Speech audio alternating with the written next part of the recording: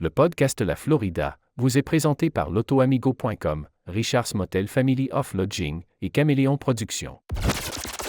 Snowbird 2.0. 100% Florida, 100% Snowbird. C'est ça que... Non. Attends une minute. Que les premiers Jeux olympiques d'hiver ont eu lieu à Chamonix en 1924. Fernand, non, mais ça fait 3 fois que je vais te le dire. Là. Je vais te le dire, là. On dit pas Chamonix, on dit Chamonix. On dit-tu Astérix ou ben non, Astérix? On dit-tu Grand Prix ou Grand Prix?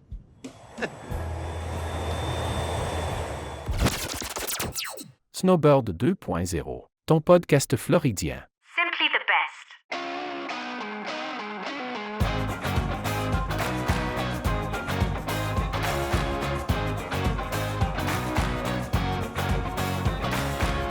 On fire, hear your soul. Take me get in our road. Feel the mood, turn it on.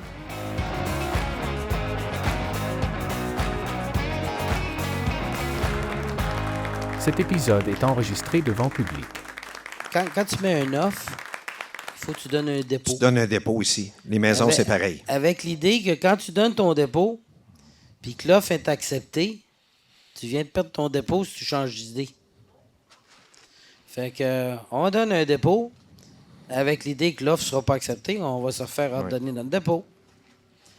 Puis, mais si l'offre est acceptée, il faut leur donner un autre deuxième dépôt par après. C'est une procédure qu'on doit suivre et respecter ici, sinon ils ne prendront pas au sérieux. Ça n'a pas changé, ça encore. Fait que là, ben... Excuse, Richard. Fais pas bider pour le fun. Faites pas travailler le monde dans le vide. Vous n'êtes pas des voireux. Hey, je vais avoir propriété, je vais aller avoir tout ça. Non, avant de venir visiter la propriété, souvent, êtes-vous vraiment sérieux? Parce qu'il y a des propriétés, à cette heure, c'est rendu très cher. Là. Puis, si vous devez démontrer que vous avez l'argent pour l'acheter, même qui est exigé par les vendeurs avant même d'aller visiter la maison en tant que telle. Si vous ne démontrez pas que vous avez le cash pour l'acheter, vous n'irez pas voir la maison. Ça, c'est très Mais vrai. c'est bien parce que c'est drôle qu'est-ce que je vais vous dire là, même si on est dans le sud de la Floride, puis il y a de l'argent à mort, c'est justement ça. Il y a tellement d'argent, c'est tellement une plateforme à l'international, puis des gens qui sont intéressés. On s'entend des terrains sur le bord de l'eau, il n'y en a plus. S'ils font de quoi, ils rasent une maison qui est existante, fait qu'ils vont payer la maison 1, 2, 3, 4, 5 millions pour le terrain, puis ils refont une maison dessus. Fait que tu dois démontrer que tu as le cash pour le faire, sinon, ils ne rentrent pas en contrat avec toi, ils ne te parlent même pas. Voilà. Ils ne veulent pas perdre leur temps. Il y en a qui, quand tu entends ça le premier coup, voyons, ils sont donc bien arrogants. Non, c'est une protection des deux bords. Fait que c'est ça. Il n'y aura pas du outbidding comme il va y avoir à Québec. Ah, il y en a 10 qui viennent de bider sa maison, puis 500 000, 510. Ils demandaient 400. Puis là, dans le temps vous le savez, dans le temps de la pandémie, puis la maison s'est vendue 122, puis c'est un bungalow qui vaut 200 000. Mais c'est encore le cas. C'est ça, au Québec. Ouais. Mais ici, c'est pas de même, ça marche. Okay. Le prix est là, il n'y aura pas d'outbidding. Tu prouves que tu as l'argent. Il va voir si le vendeur va être flexible ou pas avec les affaires que tu vas avoir. Puis that's it. Fait qu'il n'y a pas de niaisage. Fait que c'est pour ça que les agents immobiliers gagnent très bien leur vie ici. Très bien leur vie. Ça, c'est un sujet des fois que j'ai des problèmes des fois avec Martin. Martin est habitué au Québec. Moi, je suis habitué par ici. Oui. Mais toi puis moi, Moi, c'est tu mets de l'argent sur la table, puis tu signes un contrat. C'est ça. Sinon, ça ne donne rien de négocier ou j'y pense même pas. C'est ça. On perd notre temps. On perd notre temps. Exact. Fait que, ah oui, tu viens pas me dire que tu veux donner ci, tu veux donner ça. Mais là, par écrit, avec un dépôt pas remboursable. 10%. Puis là, on va y penser. Exact. Sinon, on y pense pas. On ne regarde pas. C'est normal. Puis je pense que la mentalité est complètement différente. Ben, c'est plus sain comme ça pour les deux parties. Tu ne travailles pas dans le vide. Tu vois si la personne est sérieuse ou pas. Fait que c'est ça. Fait que, fait que là, hôtel 2, hôtel 3. 10 000 de dépôt. Un offre de 460 000 avec 10 000 de dépôt. Ouais. Et puis là, ben, les parents ils retournent au Québec. Coup de téléphone au Québec. Maman, puis papa, et tu veux pas perdre ton 10 000, il faut que tu envoies un autre 10 000 parce que l'offre a été acceptée. Ça part de même. Ça Et a commencé- aujourd'hui, Ça a commencé de même. aujourd'hui, si je ne me trompe pas, c'est 230 unités dans 3 villes, 18 immeubles, 49 employés et à peu près 1 million de clients plus tard, après 35 ans. Fait que Ouais, c'est quelque Richard chose de Clavet, même. bravo pour ton travail. C'est excellent. Félicitations, Richard. Bravo. Fait que c'est ça. Fait que la première aventure a commencé de même. Fait que c'est un prêt de 100 000 à 10 de mes parents, Ouais. avec un coût d'acquisition de 460 000, qui était beaucoup dans le temps. 90, oui. Des anciens propriétaires avaient gardé une balance d'hypothèque Ce qui se fait souvent. de 400 000. Ouais. Et puis, c'est comme ça que le deal avait été structuré. C'est très- C'est toutes des transactions qu'au fur des années, qui ont toutes été structurées assez difficilement. C'est pas aussi simple que voici que je te donne, puis... Mais au-delà d'immobilier, des transactions, tu as passé à travers, évidemment, 92 Andrews, tous les ouragans qu'il y a eu, les crises financières de 2008, la pandémie de 2020, puis tu t'apprêtes à passer un deuxième mandat sous Trump. Alors, on va prendre une pause, quelques minutes, encore café, ceux qui veulent du café encore pour une dernière fois, puis on reprend dans quelques minutes. Ça vous Avec va? des questions? Oui, si vous avez des questions, on a un microphone ici. On va le mettre à votre disposition, quelle qu'elle soit. Ça ne veut pas dire qu'on détient le monopole de la vérité, mais on va essayer de répondre. Snowbird 2.0. 2.0. Bonjour, monsieur. Bienvenue au Motel Ginette. Oh, English, sir. No problem. My name is Cyril L'Espérance, assistant manager in training. Good for you. It's a nice day. Listen, our home is your home. What's mine is yours, except for my wife. This way, please. This way. 100% Florida. 100% Snowbird. Alors, nous sommes de retour à la Florida, le podcast Snowbird 2.0 qu'on a parti au mois de février l'année passée pour arriver aujourd'hui à quelque chose comme 30-31 épisodes d'enregistrés. Et ça nous fait plaisir de faire un premier get-together avec les auditeurs. Alors, c'est la première fois dans le Parc de l'Amitié chez Richard's Motel à Hollywood qu'on rencontre quelques amis, quelques auditeurs. Et c'est important de mentionner parce qu'il y a beaucoup de gens qui auraient aimé qu'on fasse ça peut-être plus vers Port-Sainte-Lucie ou sur la côte ouest de la Floride. Alors, malheureusement, on a décidé de commencer par ici, puis après ça, on verra qu'est-ce qu'il y en est. Mais c'est un get-together à la bonne franquette. Il n'y a rien d'officiel, disons. Et on vous invite, si vous avez des questions à poser ou des choses à dire, on a un microphone qui est juste ici à ma droite, c'est-à-dire à la gauche de François Forget de Caméléon Productions. Fait que y a-t-il quelqu'un qui veut lever la main et qui est le premier brave à venir poser une question à mon ami Carl? 2 mains levées, on va choisir le premier, tiens, géographiquement le plus près. Alors, c'est à la bonne franquette, on dispose d'environ 20, 25, 30 minutes, puis c'est votre question ou vos faits. Exact. J'entendais parler de vélo tantôt. Moi, je suis un gars de vélo. Je viens d'Alma au Lac-Saint-Jean. Ouais. OK. Carl, peut-être qu'il ne connaît pas ça, le grand défi Pierre Lavoie. Là. Oui, très bien. Oui, parfait. Oui. Moi, j'ai vu des vélos. Moi, j'ai fait 3 fois le grand défi, OK? Mais c'est... ce matin, je marchais et je voyais des gars en vélo. Y a-t-il des règles précises pour le vélo? Il n'y a pas de casse, n'importe quoi. Le podcast, c'est ici. Pas de casque. Oui. Tu sais, y a-t-il des règles spécifiques en Floride? Tu veux que je réponde? Oh oui, OK. ben oui. Ma femme, c'est une femme de vélo. OK. Encore une fois, je vais dire grosso modo, j'habitais 20 ans à Fort Lauderdale. Là, je suis rendu dans le coin de Vero Beach, Sébastien, qui est 2 heures au nord, sur le bord de l'Indian River. Donc, j'ai fait du vélo avec. On était une gang, on était 7-8 qui faisaient du vélo. Les 2 endroits ici pour faire du vélo en passant, c'est sur le bord de la A1A. Il y a un bike path ici, la A1A. Ah oui, je sais. Là, c'est la première fois que je suis en Floride. Là, j'apprends les noms. Là. Il n'y a pas de problème. Il y a du monde qui part de Miami puis qui monte 2 heures au nord. 1 heure au nord, si tu veux faire des long rides. Par contre, un des meilleurs endroits pour partir, c'est à Fort Lauderdale, à hauteur de la 17 ou le port Everglades. C'est que le monde part en croisière. Ouais. Il y a un bike path à partir de ça. Tout de suite après le pont, tu peux stationner à droite une station-service, sortir des affaires-là, c'est correct. Tu pars de là et tu peux monter jusqu'à Spanish River. Aller-retour, ça va te faire à peu près 55 000. Quand même pas pire, ça fait 70 km. Oui, C'est ça. Mais il y a de la police. Il y a de la police. C'est quand même large et la route est assez propre. On se mettait des gator skin, tu sais quoi, des pneus continentales, pour ne pas faire de flat. Parce que des fois, quand on est sur le bord des bars de Fort Lauderdale, au nord de la Solace, le Elbow Room, pour le mentionner, en montant, ben des fois, tu peux avoir de la vitre un peu. Et on faisait souvent des flats, fait que c'est pour ça qu'on se mettait des gator skin, on était correct après ça. La route est belle, elle est fun, puis même si tu n'as pas de côte ici, à cause que tu es sur le bord de la mer, le vent vient de la mer, fait le tour des buildings, puis elle vient de frapper d'en face tout le long. Fait que tu vas avoir du vent en montant, puis il y a des bouts, tu vas avoir du vent en descendant. Puis si tu penses que c'est facile de rouler en Floride, tu vas changer d'avis après.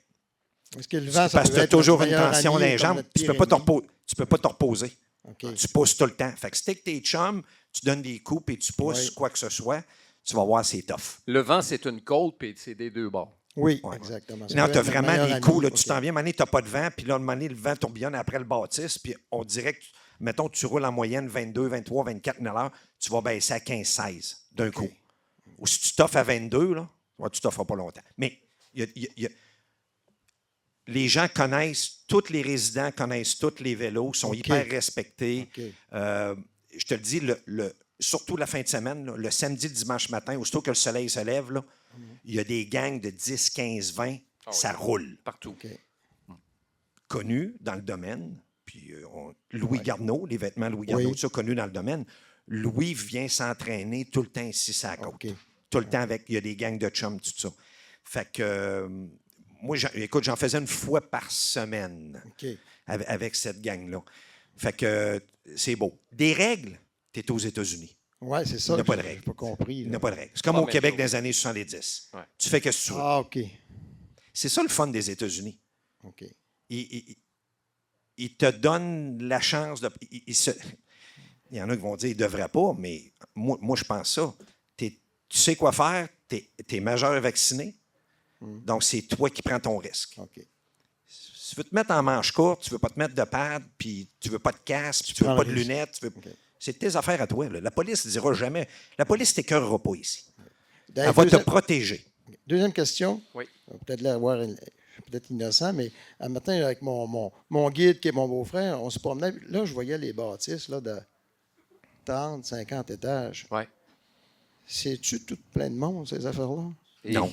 Non, hein? Ben non. Ben non. C'est bien construit, c'est bien construit. J'ai dit, oui, mais ils viennent de où? Fait que quand ils partent une bâtisse, ils doivent avoir un 60-70 vendu avant de commencer à bâtisse. OK, toujours, première des choses. Mais ils se construisent tous, soit c'est un après l'autre.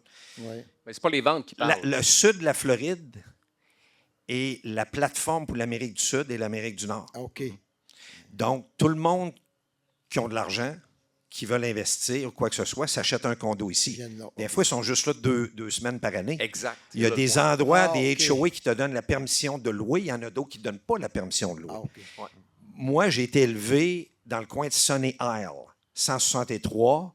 Il y a beaucoup de Québécois qui sont sur le bord, le Maisonneuve, tout ça, les condos, tout ça.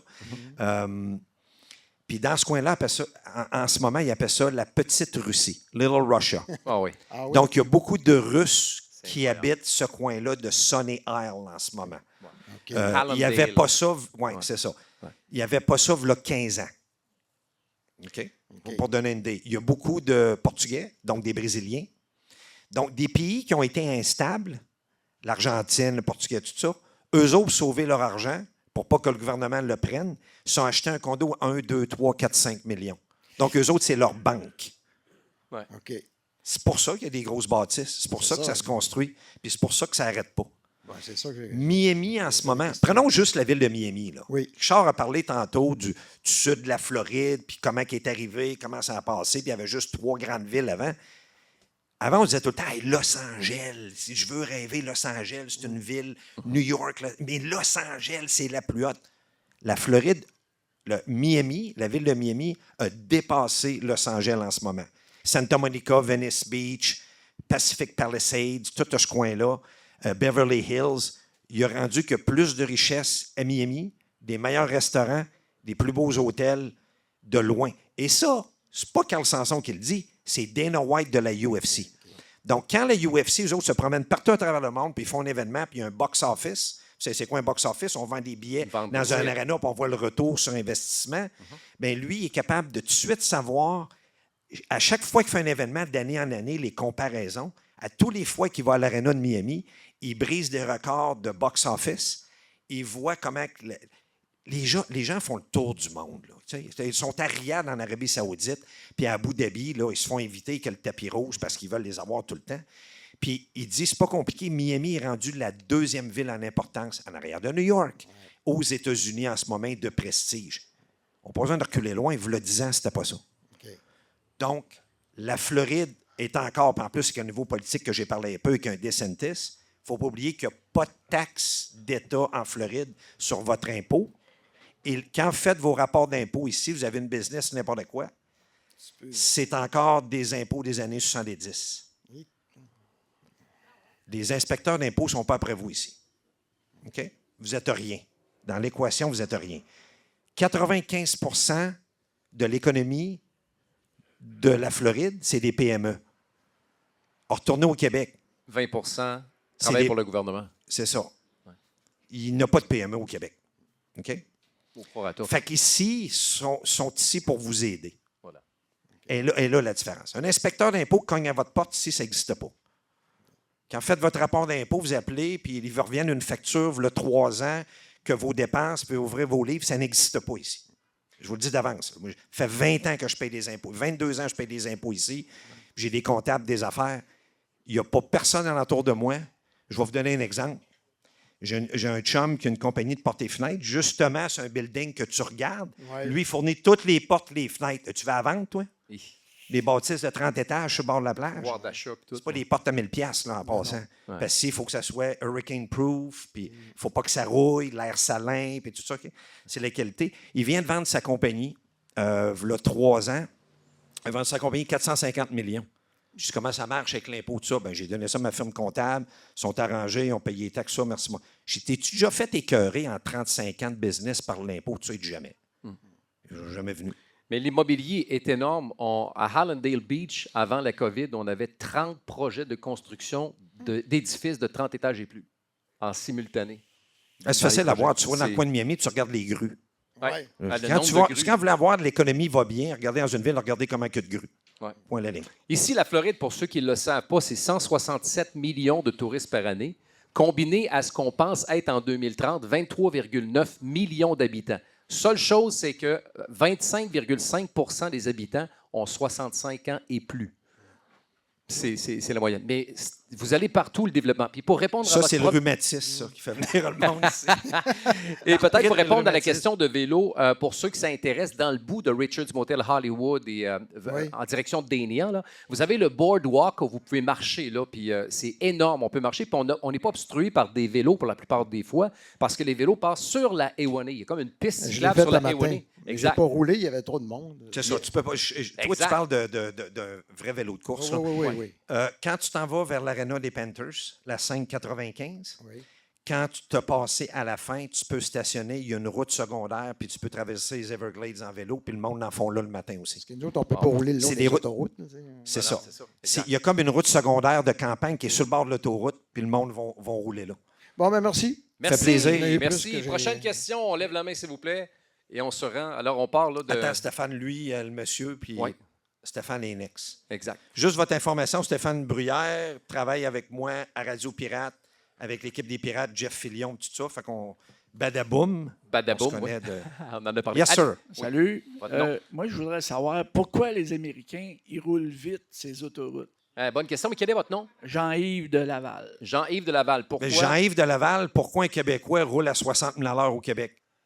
La question est inversée. Les autos, c'est plus les années 70. Okay. La vitesse sur les autoroutes n'a jamais été un facteur d'accident. C'est prouvé, ça. Non, mais ils dépassent vraiment la limite de vitesse, eux autres. Non, OK. C'est fou, là. En fait. Non, c'est pas fou. C'est parce que tu as été éduqué au Québec avec des menaces tout le temps, puis des étiquettes, puis tout ça. Il y a une vidéo qui roule ce temps-ci sur Facebook. Il y a un policier qui arrête quelqu'un qui est dans la voie de gauche. qui roule à vitesse de 80 000 à l'heure, mais il y a 5 autos dans le derrière. La police est il y a 4 voies. La police est complètement à droite. Le gars, il a sa dashcam, là, puis il le voit. Les autos sont dans son arrière, à 10 pieds en arrière, à 80 000 à l'heure. Donc, 80, c'est quoi? C'est 135 à peu près? Oui. OK? Pour un Québécois, 130, 135 au Québec, vous savez qu'est-ce qui se passe avec la police. La police l'arrête. Il le regarde et le suit à peu près pendant une couple de mille. Couple de mille, c'est long. Il s'en va en arrière, finalement. Il met les sirènes, puis il l'arrête. Bonjour, monsieur, Jean-Yves, whatever. Comment ça va? Ça va bien, oui. Il dit, ouais, mais je suivais. Le monsieur, tout de suite en partant, il dit, ouais, mais je suivais le trafic. Et tu ne suivais pas le trafic, tu ralentissais le trafic. La voie de gauche est faite pour dépasser, ici. Ouais. Je vous arrête tout simplement pour vous donner un warning. Je pourrais vous donner une étiquette, mais j'en donne pas d'étiquette. OK? Je suis ici pour vous éduquer. Différence avec le Québec. Puis il ne parlait pas enragé, rien, puis il n'y a pas une face de cochon, rien. Là. Quand vous êtes dans la voie de gauche, puis vous faites pousser dans le derrière, tassez-vous à droite. On sait tout qu'est-ce qui se passe. Il y a plein d'Américains qui restent en voie de gauche. Il y a plein de Canadiens qui arrivent ici qui sont dans la voie de gauche. On le sait tout, là. Puis les âges de conduite, on sait toutes les affaires. Mais la police est là pour protéger et éduquer, qui est complètement différent de la mentalité. On parlait du Québec. Le Canada, c'est pareil, mais du Québec. Okay. Ils ne sont pas ici pour te menacer. Pour venir à ta question, mettons tu as une étiquette. Tu te fais donner une étiquette, mettons, de... Je vais vous le dire, la police, là, ici, il tolère sur l'autoroute jusqu'à 90 000 à l'heure, qui est 140, 145. Il ne vous arrêtera pas. Surtout si vous êtes dans le SunPass, dans les voies rapides. OK? Ici, il y a du trafic, il y a du monde, il faut que ça roule. On est là pour voyager d'un point A à un point B puis de clairer le trafic. Donc, ils sont très tolérants. Ils sont tolérants si tu te comportes bien et il n'y a pas de problème. Okay. Mais le problème qu'il y a, c'est que les lois sont différentes ici. Je parle, on est comme les années 70. Si tu présentes un valide permis de conduire, si tes enregistrements sont à jour, il y en a plusieurs ici qui ne renouvellent pas leur enregistrement. OK? Puis ils veulent vérifier si tu es assuré. C'est dans la loi. Ouais. Si tu as ça, il va t'ordonner tes papiers, il ne te donnera pas de ticket. Il vérifie si tu as un auto volé. Il vérifie si ton permis de conduire est en vigueur. Il y a tellement de gens qui conduisent qui n'ont pas de permis de conduire en vigueur, vous capoteriez. Ouais. Ça, c'est partout aux États-Unis. Ce qui fait que les coûts d'assurance sont élevés. Oui, ça dépend des États, mais c'est un peu ça. C'est une culture. Tu viens d'une culture québécoise qui te menace avec la vitesse. Tout ça, on s'entend tous aujourd'hui qu'ils ont les mêmes règlements, les mêmes vitesses que dans les années 70, les années 80, avec des autos qui n'ont même pas d'airbag. Les autos ont évolué, mais ils n'ont pas évolué là-dedans. Au Michigan, c'est pareil. Au Michigan, c'est 85 000 à l'heure, ces autoroutes. Au Michigan, ils ont des hivers. Là. Wow. Au Texas, c'est pareil. Ici, ce n'est pas marqué 85 000 à l'heure, là, mais ils le tolèrent. Parce qu'ils ne veulent pas changer toutes les pancartes. Ça va leur coûter 50 millions juste en pancarte puis faire installer ça. Puis tout. Mais tu dis souvent que les services de police ont les revenus nécessaires à travers les taxations en général. Ils n'ont pas besoin de chercher. Ils n'ont pas besoin de t'écœurer. C'est c'est pas compliqué. Un ticket au Québec, c'est un impôt caché. Là. Puis les policiers sont formés comme ça. J'en veux pas aux policiers. Ils sont formés pour t'écœurer. Ici, ils sont pour servir et protéger. C'est pas la même mentalité. Protect and serve. Puis, c'est vraiment pas la même mentalité. Tu habites dans un quartier, un policier va baisser sa vitre, tu as un chien. Moi, partout où j'ai habité, j'ai eu 3 Danois, dont 26 ans, un chien non-stop. Vous savez, c'est quoi, ceux qui ont des animaux? Les polices, ils ont des biscuits à chien. Dans leur char. Ils baissent leur vitre. Brrr. Hey, Carl, comment ça va? Ils connaissent par ton nom, ils savent ta maison. Parce que lui, il est attitré à ton quartier. Il est là pour protéger ton quartier. Il ne se passe rien. Il connaît le nom de ton chien. Le chien prend l'habitude, quand il voit le char de police, c'est le cornet va baisser la vitre, va donner les biscuits de chien. Fait qu'il tire après, même si tu veux le disputer, mais il ne peut pas bien le disputer. C'est ça ici, un policier. Ouais. Donc, des tickets. Puis l'autre affaire, c'est là que je voulais en venir. Tu as un ticket, admettons, 195$. Avez-vous vu des fois des endroits qui s'appellent ticket clinique? Ils contestent, c'est ça. Ça a été prouvé par un avocat dans les années 80, que c'est un genre d'impôt caché aussi. C'était pour punir les gens. Puis le juge n'a pas aimé ça. Il y a un juge qui était de notre bord, probablement qui avait un étiquette lui aussi qui n'a pas aimé ça, puis il a jugé ça comme un impôt caché par les villes. Donc, à partir de là, ticket clinique coûte 75$, tu le donnes, il s'en va à court, ça ne te coûtera pas plus que ça, puis tu ne perdras pas de points. Fait que moi, je vais vous le dire, un gars de 16 ans, j'achète un Golf GTI. T'es jeune, hein? Connu ça, moi pareil. Il a pogné à peu près 8 tickets en 2 ans. Quand il était rendu à son 6e, là, l'avocat, il a dit « Ouais, là, Nicolas, oh, pas bien, là, ça fait ton 6e en dedans d'1 an et demi, vitesse, mettons, ça US One, mettons, c'était à 30 000 $, c'est fait pogner à 55, 60. Tu sais, on dit les affaires. Fait que là, tu as un cours online, tu as 6 mois pour faire un cours online de 3 heures. Donc, tu prends ton ordinateur, tu t'inscris, tu peux faire monnaie un 15 minutes, tu peux faire une demi-heure, tout ça, il te donne un cours online. C'est la seule punition qu'il te donne. OK. Le ticket ne coûte pas plus cher encore. Non. L'avocat va te charger 20 pièces de plus de frais. Ben, il dit là, au lieu de 75, mais là, il va coûter 95. Il faudrait que je conteste un peu plus avec le juge. Mais le juge ne conteste pas longtemps. Tous les matins, il y a 300 tickets à passer, un après l'autre à la cour, avec tous les mêmes avocats. C'est une business. Ça s'appelle ticket clinique. Mais les revenus qui proviennent, par exemple, on parlait des tours à condos sur le bord de la mer. Quand chaque porte dans les tours à condos de luxe te rapporte entre 30 et 80 000 $ de taxes par année, tu ne cours pas nécessairement. Puis là, je ne veux pas parler contre les policiers parce qu'on a un ancien policier retraité qui est un auditeur du podcast. C'est bien ça? Quel est votre nom? Mathieu, merci Mathieu. Retraité, il a pris sa retraite à 53 ans, ça va bien. Alors, Mathieu le sait en plus parce que c'est un pirate de Radio Pirate. Voilà. Que... Une autre question, ça va? Le dernier point, oui. Je voulais dire merci à Richard. Merci Richard. On est bien accueillis ici, puis on aime ça. Parfait, merci. Prochaine question, on y va. Qui est le prochain? Stéphane Bruyère. Alors, bonjour tout le monde. Stéphane Bruyère, courtier hypothécaire. Je vais vous poser une question qu'on me pose de façon très régulière. Comment on fait pour acheter une maison en Floride? Tu dois avoir la réponse en plus.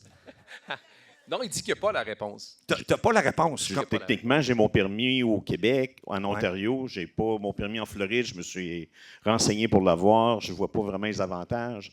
Mais je vous reviens à la question. Bien, si tu habites ici à temps plein, comme beaucoup de Québécois qui ont viré agents immobiliers, puis qui ont développé une clientèle, parce qu'il y en a plusieurs qui sont unilingues ou ils bargouinent. T'aimes ça quand je dis ça? Bargouiner? Bargouine. Bargouine en anglais. Baragouine. Moi, c'est bargouine en anglais.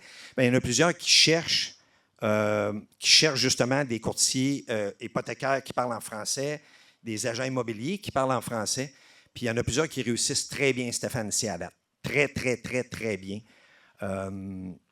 Puis je ne sais pas, avec ce qui se passe du point de vue politique en ce moment. Bien, tu sais, c'est sûr que tu as NatBank, tu as Desjardins Bank, tu as TD Bank. Oui. Moi, j'ai des clients, par exemple, qui ont vendu à Laval, qui ont acheté à Boston.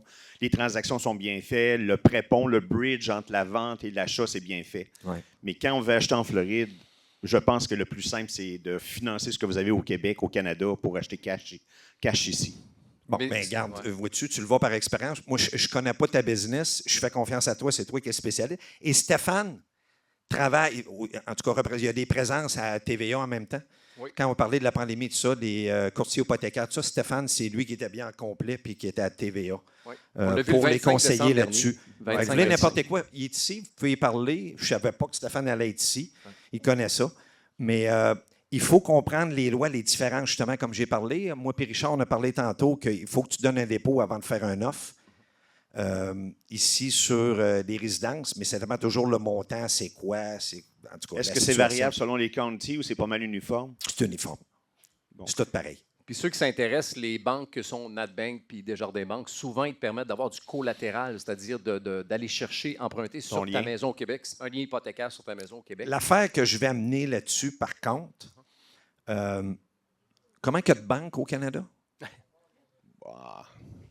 5, 6 qui sont les banques majeures. Combien il y en a ici en Floride? Il y en a 55 000 banques ici aux États-Unis. La compétition, es-tu là à 55 000? 55 000 banques. Si vous prenez un conseiller, comme mettons Stéphane qui connaît ça ici aux États-Unis, puis mettons, vous voulez vous acheter une business dans la construction, vous voulez acheter un laundromat, vous voulez acheter un car wash, il y a une banque pour chaque spécialité de business ici aux États-Unis qui vont savoir exactement c'est quoi les collatérales, c'est quoi le dépôt que vous devez donner, ils connaissent exactement les chiffres qui rentrent en moyenne. Tu sais, il y a un Argentin qui est arrivé ici, il dit, moi, je suis arrivé ici, il y a 8 ans, je n'avais pas une scène. Le gars, il est arrêté dans Miami, il se promène d'une Rolls-Royce de l'année. Fait qu'il y a un influenceur qui arrête, il dit, j'aimerais ça savoir ton secret. Il dit, t'es arrivé ici quand? Il dit, il y a 8 ans, il dit, j'avais pas une scène. Il dit, OK, tu te promènes d'une Rolls-Royce en ce moment. Il dit, tu fais quoi dans la vie? Ben, il dit, j'ai un chiffre d'affaires au-dessus de 100 millions aujourd'hui dans mes business. Puis le gars, il avait 6500 car wash aux États-Unis. En 8 ans? Oui. Yoï.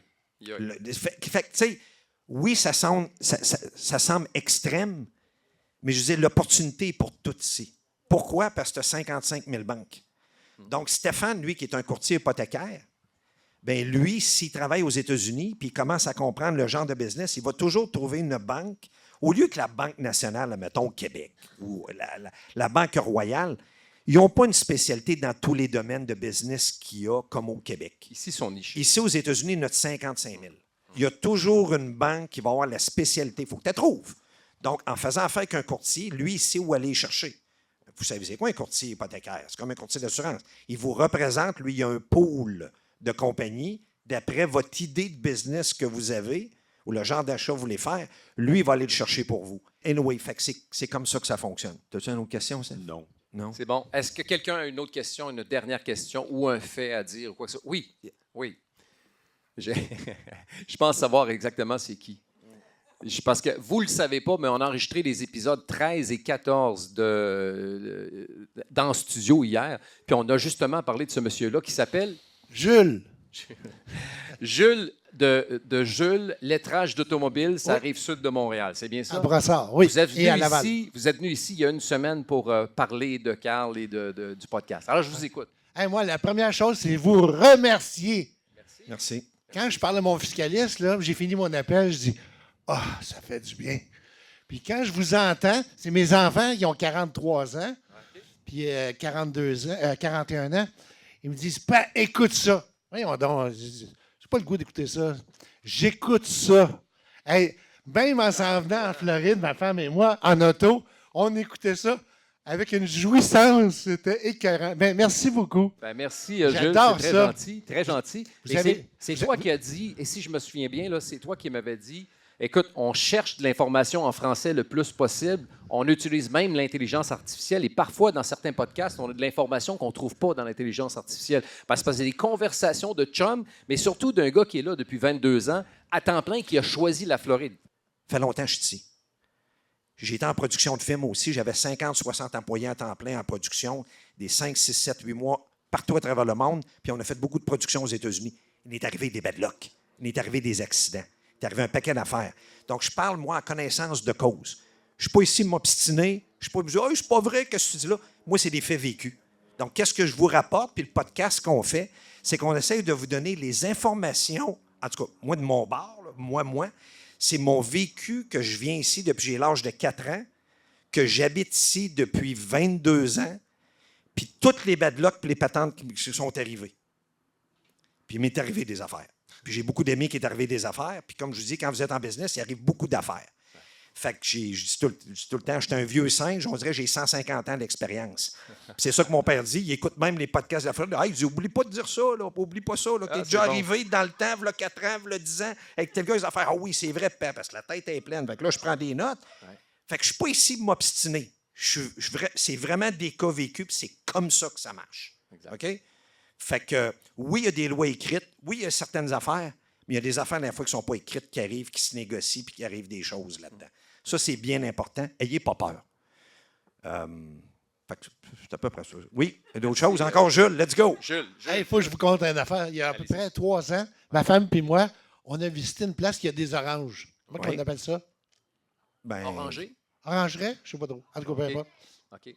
Ma femme et moi, on a vécu un orgasme buccal. Ouais. Avec les C'était écœurant. Il y a 2 sortes d'oranges en Floride. Première récolte de janvier à mars. Deuxième récolte, avril jusqu'à fin mai. Pas loin d'ici, là. On veut y aller encore. Oui, il faut aller dans, ça s'appelle les nurseries, puis il faut aller plus d'inter. Ouais. Sur le bord de la 27, il doit en avoir. Parce que les oranges, à ma connaissance, c'est plus justement dans le coin de Vero Beach, c'est à côte est. Ouais. Puis c'est à côte ouest, c'est dans le coin où j'habitais. Tu sais, l'eau qu'on boit en bouteille, Zephyr Hills, c'est une ville. C'est 40 minutes au nord-est de Tampa. Moi, j'ai eu un ranch là de 40 acres et la veine d'eau qui passait en dessous de la maison, c'était de l'eau Zephyr Hills. C'est la meilleure eau que j'avais de robinet, c'était de l'eau Zephyr Hills que j'avais. Fait que mon voisin, qui avait sans arc, c'était les oranges. Ouais. Fait que quand les fleurs poussaient, je regardais ça dans le champ, tu divisé en deux. Il y a une partie de l'année, il y avait des fleurs, tu sais, jusqu'au mois de décembre. L'autre bord, il n'avait pas. Fait que, à un moment donné, je fais venir le Mexicain qui est là, en bargouinant en anglais, le Mexicain bargouinant en anglais. J'ai réussi à faire comprendre pourquoi que on dirait, non, il dit, il y a 2 récoltes, il y a 2 sortes d'oranges. Puis je vais vous donner un truc.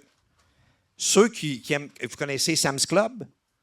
Sam's Club, Walmart, Sam's Club. Le meilleur jus d'orange frais pressé il est chez Sam's Club. Natalie's? Le deuxième jus d'orange qui est fait en canne, c'est Nathalie. En anglais, Natalie's. Ils viennent de Vero Beach. Par contre, ils ont commencé à prendre des oranges du Brésil. Le jus est un petit peu moins bon qu'il était. Okay. Mais si vous allez au Sam's Club, ça coûte 8-9 piastres de la cruche. C'est le meilleur jus d'orange que vous ne pouvez pas avoir. Frais pressé, c'est écœurant.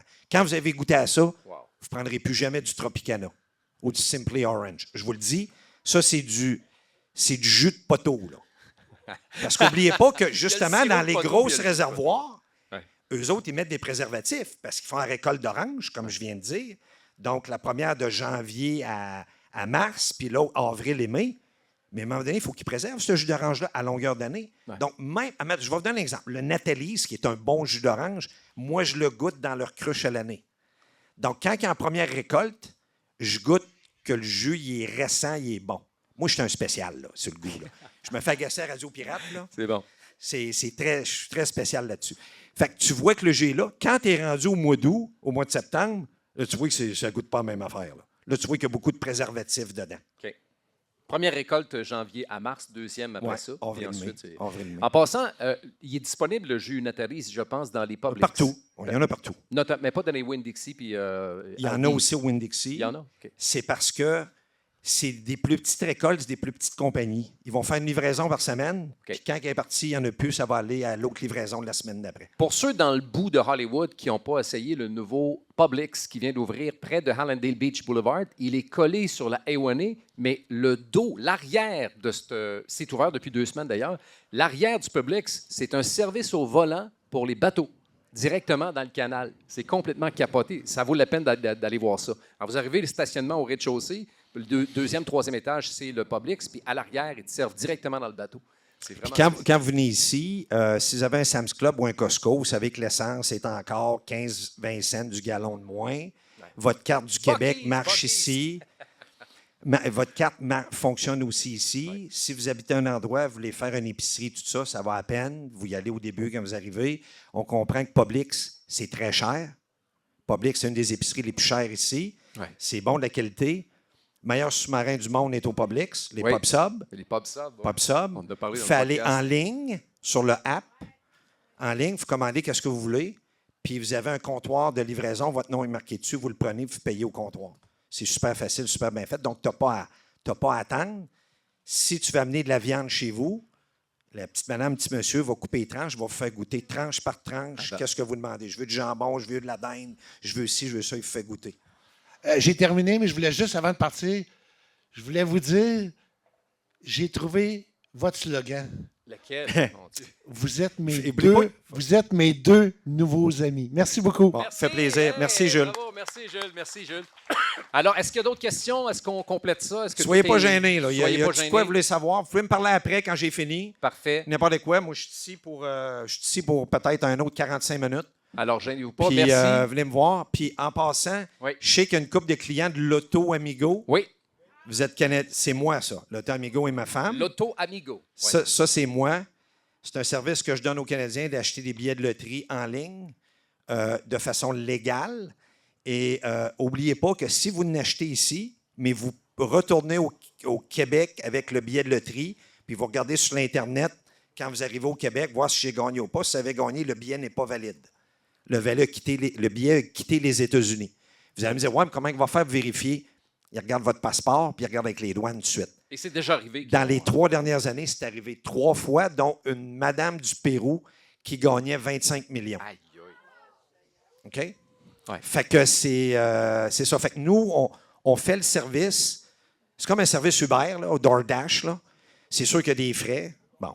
Mais nous autres, je vais vous donner un exemple. J'ai un client la semaine passée qui a gagné 1200 $ US. Donc, moi, je l'ai payé instantanément le lendemain matin. Quand je me lève à 6 heures du matin, OK, c'est qui est gagnant? OK, ce tirage-là, j'ai 48 gagnants. Je donne tous les montants, 2 piastres, 4 piastres, 8 piastres. Je crédite directement dans votre compte de banque. Ouais. Un gros montant comme ça, on contacte le client. Est-ce que tu veux laisser de l'argent dans ton compte pour acheter des billets ou tu veux un transfert Interact tout de suite dans ton compte? Ce client-là, il a dit, laisse-moi 100 piastres dans le compte, puis envoie-moi la balance. Fait qu'on a fait le calcul, on lui a fait un transfert Interact. Avant 9 h le matin, il a eu son transfert Interact, puis on lui a dit bonne année 2025. Fait que ça commence bien avec ça. Alors, c'est l'auto. C'est comme ça qu'on négocie puis qu'on fait nos affaires. Exact. Puis s'il y a un gros lot, il vous accompagne ici à Fort Lauderdale. Oui, bien, ça, c'est la grosse patente. Admettons, vous gagnez le gros montant. On est content parce qu'on garde 10 du montant. OK, je vous le dis d'avance. C'est dans les règlements, on garde 10 Et j'ai un ami qui a un jet privé à Québec, vraiment un chum d'enfance, là. On se connaît depuis qu'on a 12 ans. Quand je dis un jet privé, c'est un Falcon. OK? Il y avait un Falcon 50. Là, il vient de s'acheter un Falcon 900. Un Falcon 900, vous êtes 18 là-dedans. Lui, il se promène partout sur sa planète avec ça. OK? Wow. Donc, son pilote est un ami personnel à moi. Et Denis Beaumont, qui est un ancien pilote des Snowbirds, votre information, Canadian Snowbirds. Donc, Denis, je m'organise avec mon chum, on vous prend à l'aéroport de Québec. En VIP, on vous amène à Fort Lauderdale, la limousine va vous chercher, on va signer papier chez l'avocat, parce que c'est moi qui va chercher l'argent à Florida Lottery, et on fait les transferts dans le compte de banque sur place. OK? Là, vous allez dire, ouais, mais là, je viens de gagner, exemple, 100 millions US. Je veux le transférer au Canada. Est-ce que je suis imposé? La réponse est non. Il y a une entente Canada-États-Unis, il n'y a pas une imposition supplémentaire. Okay? Parce qu'ici, ils retiennent 30 du montant. C'est n'importe quelle loterie qui est en haut de 600 $ les gagnants. Ça, c'est la loi du gouvernement. Maintenant, dans l'État de la Floride, il n'y a pas de taxe en Floride. Si vous gagnez une loterie en Californie, comme le dernier qui a gagné 1,1 milliard, bien lui, ça a été 30 du fédéral plus la taxe de l'État de la Californie. Oh. Donc, il paye genre 52 total de taxes sur le billet. OK? Fait que c'est ça, l'Auto Amigo. C'est super simple. On ne prend pas les cartes de crédit encore, mais on est à veille de les prendre. Donc, c'est un paiement par Interact. Donc, vous commandez le billet et vous faites un paiement par Interact après. Oui, madame. Oui. Allez-y. Si quelqu'un gagne un gros montant. Bien oui, vous avez le droit de le déposer aux États-Unis. Je vais vous ouvrir le compte de banque pour on va le déposer. Oui, bien, moi, je vous donne l'argent. Moi, je vous fais le transfert directement dans votre compte. Vous me dites, tu sais que vous voulez avoir l'argent. On s'occupe de ça. Donc, je fais venir l'avocat, on va chercher l'argent, on fait les transferts, les impôts vont être retenus automatiques, on vous donne une feuille, tout va être là, ça va être signé par l'avocat. Ça, tu appelles ça en anglais un paymaster. Okay? Quand tu fais des grandes transactions. Donc, l'avocat est responsable que toutes les taxes ont été payées, puis tout est clair de tout. Donc, il n'y a personne qui peut revenir contre toi plus tard. Un paymaster, c'est pour des transactions souvent internationales. Puis il y a 4 ou 5 ans, il y a un jeune homme, je crois, de Melbourne, en Floride, dans le milieu de la Floride, qui a gagné 498 millions, mais c'était le tiers du gros lot. Ah non, c'est capoté. C'est complètement débile. Alors voilà, l'Auto Amigo 2T, L-O-T-T-O Amigo. On remercie François Forget de Caméléon Productions pour la collaboration, Richard du Motel Family of Lodgings pour l'accueil bien apprécié ici. Merci l'Auto Amigo, merci à Carl Sanson. Mon nom est Martin Clavé-Bédard et on se revoit la semaine prochaine. Merci. Merci.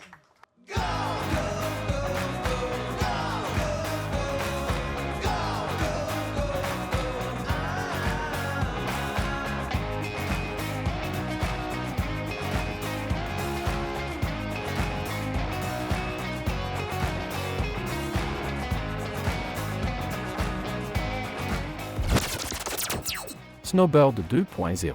Snowbird 2.0. 100% Florida, 100% Snowbird. Ton podcast floridien.